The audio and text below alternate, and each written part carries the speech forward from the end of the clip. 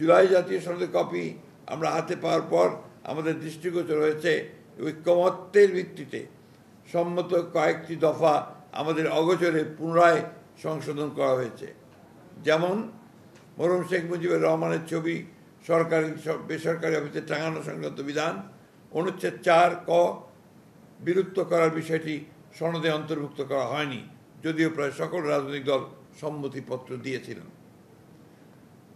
খ সংবিধানের 150(2) অনুচ্ছেদ 5, 6, 7 তফসিল পুরোপুরি বিলুপ্ত করার বিষয়ে ঐকমত্য কমিশনের প্রস্তাব বিষয়ে প্রায় সকল রাজনৈতিক দল সম্মতি প্রকাশ করলেও অগোচরে সেটা চূড়ান্ত সনদে সংশোধনী আনা হয়েছে।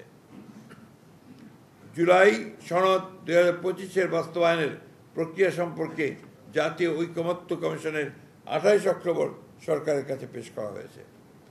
প্রধান উপদেষ্টার কাছে প্রেরিত চিঠিতে জাতীয় ঐকমত্য কমিশনের সভাপতি হিসাবে মাননীয় প্রধান উপদেষ্টাও একজন দস্তখতকারী বটে। ঐকমত্য কমিশন এবং সরকার একই অঙ্গ হিসেবে প্রতীয়মান হয়।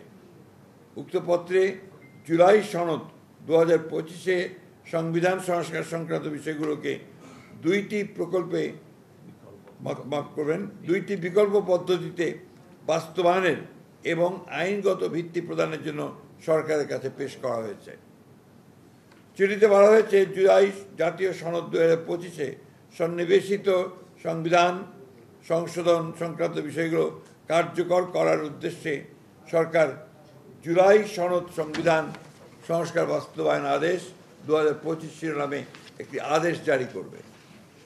এরূপ প্রস্তাবিত আদেশের একটি খসড়া সংযুক্তি 2-এ, সংযুক্তি 3-এ সংযোজিত করা হয়েছে।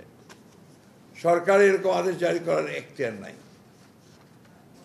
সংবিধানের 152 নম্বর অনুচ্ছেদের সংজ্ঞা অনুসারে আদেশ আইনের মর্যাদা প্রাপ্ত, অতএব সেটি জারি করা এখতিয়ার রাষ্ট্রপতির। বিকল্প প্রস্তাব 1-এ সরকার জুলাই সনদ বাস্তবায়নের লক্ষ্যে একটি পূর্ণাঙ্গ খসড়া বিল গণভোটে উপস্থাপন করা হবে বলে উল্লেখ করা হয়েছে। বিলের তফসিল 1-এ সংস্কার প্রস্তাবসমূহ সন্নিবেশিত করা হয়েছে। বলা হয়েছে বিল সরকারি গেজেটে প্রকাশ করা হবে। বিলে উল্লেখ করা হয়েছে যে সংবিধান সংশ্লিষ্ট তফসিল 1 বর্ণিত 48টি দফার জাতীয় ঐকমত্য কমিশনের প্রস্তাবিত দফাগুলি উপরে গণভোট হবে। উক্ত দফাসমূহের বিপরীতে স্বাক্ষরিত জুলাই জাতীয় সনদে অন্তর্ভুক্ত রাজনৈতিক দলসমূহের মতামত, ভিন্ন মত, নোট অফ ডিসেন্ট উল্লেখ করা হয়নি। অর্থাৎ ঐকমত্য কমিশনের প্রস্তাব এবং সুপারিশ একপেশে ও জবরদস্তিমূলক জাতির উপর চাপিয়ে দেওয়ার চেষ্টা করা হয়েছে।